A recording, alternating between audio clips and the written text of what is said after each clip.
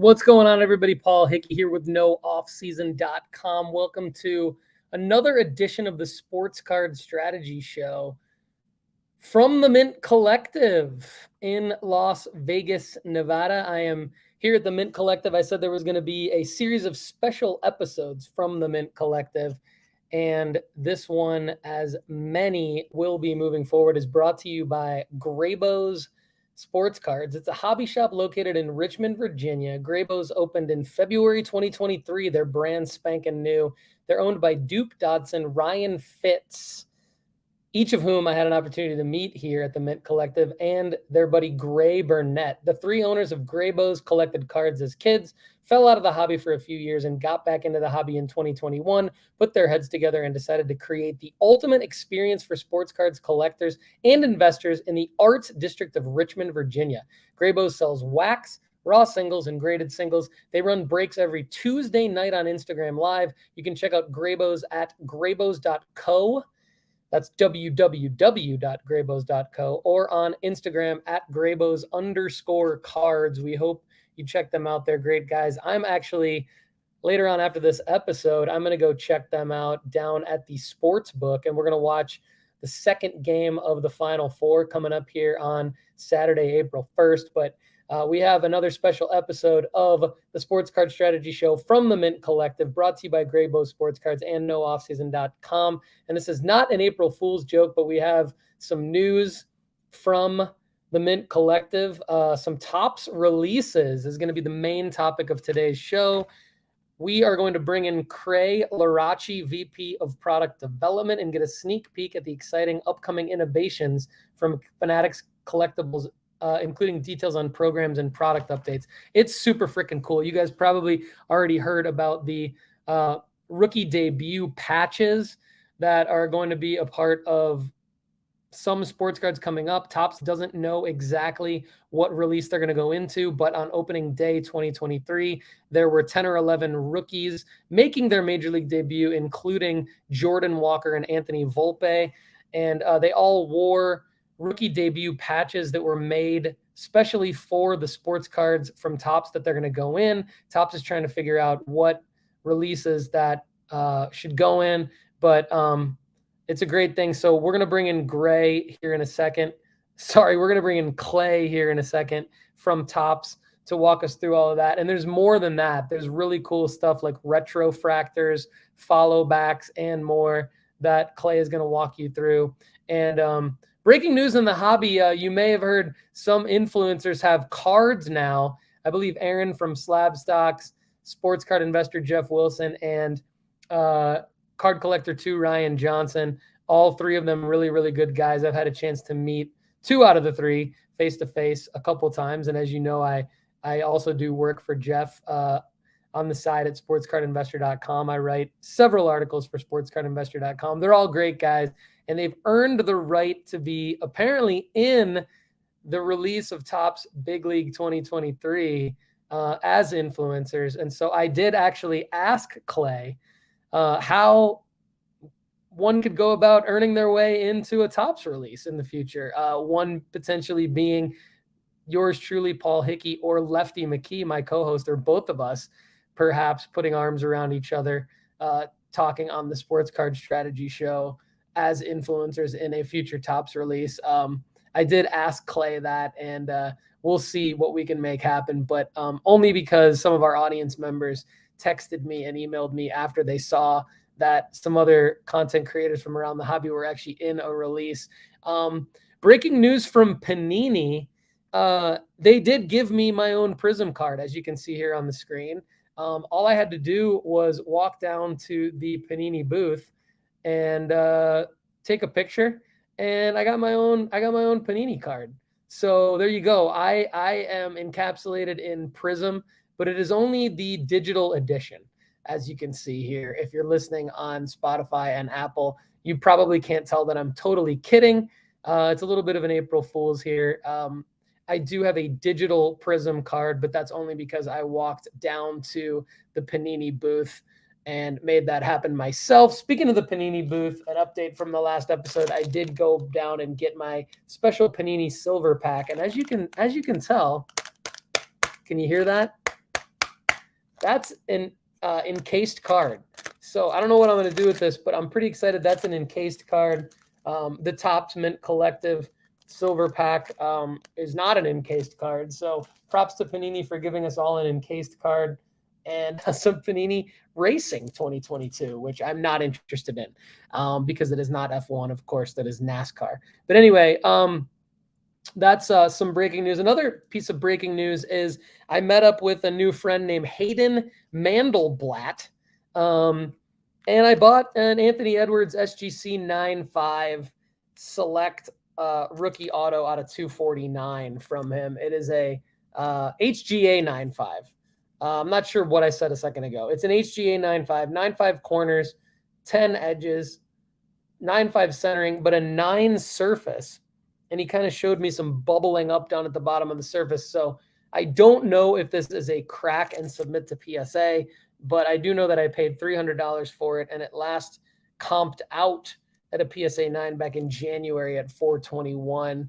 I think a raw version sold at 270. So it's right in the wheelhouse. Hayden, good guy, said he's going to put me on his blog. I'm going to try to remember to tag everybody on all of these episodes. But anyway, breaking news, I did get another Anthony Edwards card as I walked down and got my Panini Silver Pack. And the reason I went back down actually is because many of you in the comments of the last episode were asking about an update from Tag Grading. You guys were wondering, when is Tag going to have another drop so that you guys can try to get cards graded by Tag? And the answer is, I went down and I talked to a guy named Matthew from Tag, and he said it'll be in the next couple of weeks, but that's not all. He said, tell your audience when they go to our website. And so, I don't know what the website is off the top of my head, but I assume it's like taggrading.com or something like that. Anyway, look it up. TAG Grading. You can't miss it if you Google it. Go to their website and go to the customer service link and chat with a person from customer service. This is straight from Matthew at Tag. And so he says, tell customer service in the chat that Paul Hickey from Sports Card Strategy Show, and, we'll get, that sent you, basically. I'm trying to fight the words out of my mouth here. Tell them that Paul Hickey from the Sports Card Strategy Show sent you, and they will give you a special promo code to save on the drop and hopefully get you in the drop. So Sports Card Strategy Show audience, let them know you are part of the Sports Card Strategy Show audience at their website. Mention that Paul Hickey from Sports Card Strategy Show at the Mint Collective talked to Matthew and is telling you to give you the promo code that Matthew is telling you about at the Mint Collective and get you in the drop. Damn it. Get you in the drop.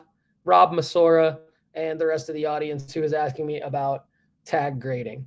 I don't have an update on Beckett's new grading scale other than the fact that Beckett appear to be idiots for doing that. I might change my mind on that later and apologize to Beckett, but it really just seems like a dumb move. Not to change their grading scale necessarily, but to do it in the way that they did it. It was super sloppy. And one thing I'll share from behind the scenes here is that they actually asked me to come talk to them at about 6 a.m. yesterday. I didn't do it because that was ludicrous. And the sessions didn't even start till 10. So why would I wake up at 6 a.m. in Las Vegas and schlep down when nothing's happening for 4 more hours? But anyway, apparently that's what they were going to tell me. And that's what everybody already knew. And then they botched the announcement. Now they're potentially not doing it anymore. And so that's my breaking news on Beckett, is that Beckett still doesn't seem to know exactly what they're doing. But I did actually seriously want to give you updates on really Tag Grading and Topps. The cool thing about Panini, though, again, I'll mention this Monopoly Prism game. I actually think it's pretty cool, and they gave me these packs. There'll be another special episode that I'm going to air after this one that'll be walking you through the entire Monopoly Prism basketball game. And I think it's really cool. It's already sold out via pre-sale at Target, but you'll see it at Target retail. And that will be coming up next. But right now, it's time to bring in Clay Larashi. And I'll try to take your comments and questions as well. So definitely drop them in. VJ Patel, good to see you. It is 4:20 West Coast time right now, and I know it's late for you, my man, in the UK. So thanks for chiming in. Hopefully you and the rest of the audience enjoy my man Clay Larashi. He's going to walk you through new innovations. These are not concepts. These are actually happening this year in Topps releases, and I wanted to bring it to you here first on the Sports Card Strategy Show. Our audience deserves it. This is behind the scenes exclusive session from Clay Larashi, VP of Product Development at Topps. So let's do it. As the first two sessions. So first and foremost, I wanted to talk a little bit about our team at Topps. Our brand team's not here right now, but they're around, and I've been encouraging everyone, if you see them, please talk to them.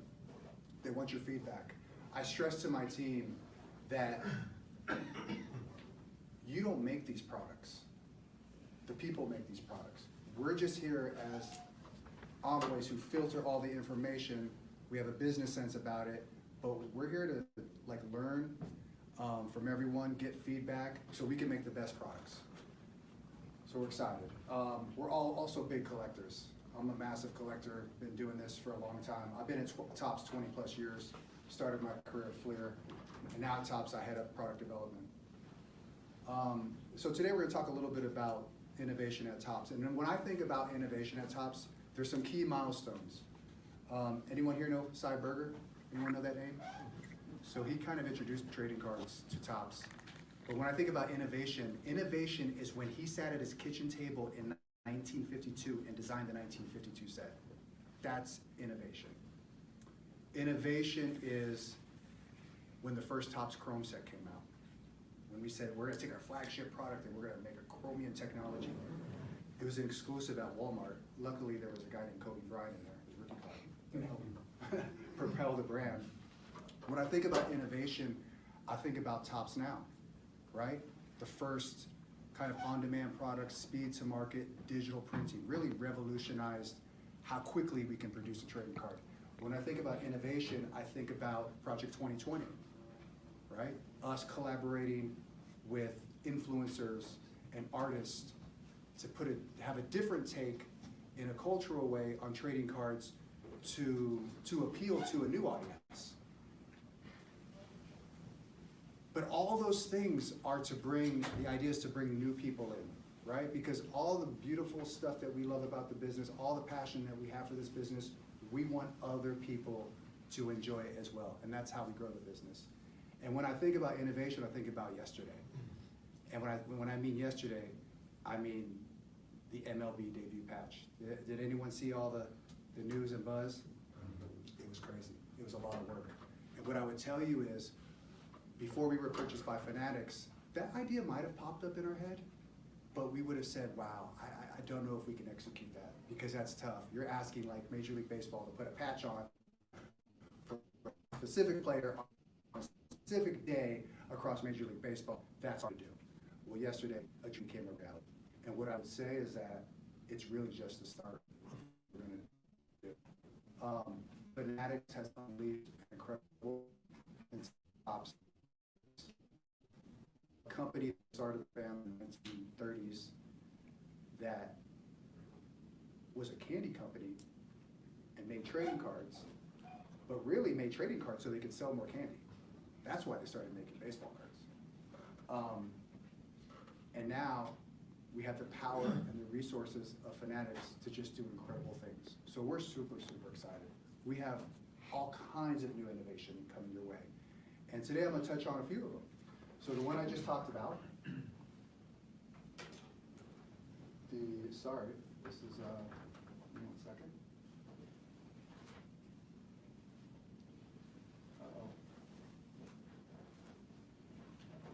There we go. The one I just talked about, MLB debut patch. So yesterday we had 10 or 11 players make their debut. When they came off the field, we grabbed the patch. Those patches are now being sent to our facility in Texas. They're being prepped for what I would say is going to be the ultimate rookie card. So there will be one card, a one-of-one card featuring that patch. If you've seen the patch, we actually designed the patch perfectly to fit the card. Right? It's not oversized. It won't be split in half. We won't cut it up. That patch will fit perfectly on a card. We'll then get it autographed, and then we'll drop it into products. So let me get a raise of hands of who wants to see that card in a high-end product. Who wants to see it in a mass retail product, like a Series 1? Okay. Who wants to see it in both? Okay, good. And this is what I mean by feedback. I really want to understand, because we haven't fully decided where this thing's going yet. What we do know is we're going to make the ultimate rookie card, and we're super excited about it. And this is just the beginning. If we can get our name onto the side of a baseball jersey and then put it on a card, there's really, it's endless things that we can do with our partners. What people don't know is not only were we pulling patches off of jerseys yesterday, we were also collecting the bases from everyone's first hit. So yeah, we're not taking shortcuts here. We're going big. So everyone that got hit yesterday in their MLB debut, we collected the base that they stepped on. Every pitcher that had their first strikeout, we're taking the pitching rubber too. We're going to cut up those pieces, and we're going to insert them into Topps Inception, which will come out at the end of the year. So we're super excited about this. So we're bringing the game closer to the fan. I mean, look, the relic cards aren't new. Autograph cards are not new. But how do you level up on that? You make them even more special by being a commemorative piece of that player's first game. Another innovation that we're working on, if you're all familiar with Bowman, the power of Bowman, right? It's that first Bowman card logo. Well, if you don't know the story, Bowman started in the late 40s and then went away in 1955. Topps purchased it, sat on the brand for about 30-something years, and then brought it back. And it's become a product that focuses on cards, first cards of players. But there's a huge period of time where people didn't get Bowman cards, right? Roberto Clemente never had the first Bowman. Sandy Koufax never had a first Bowman.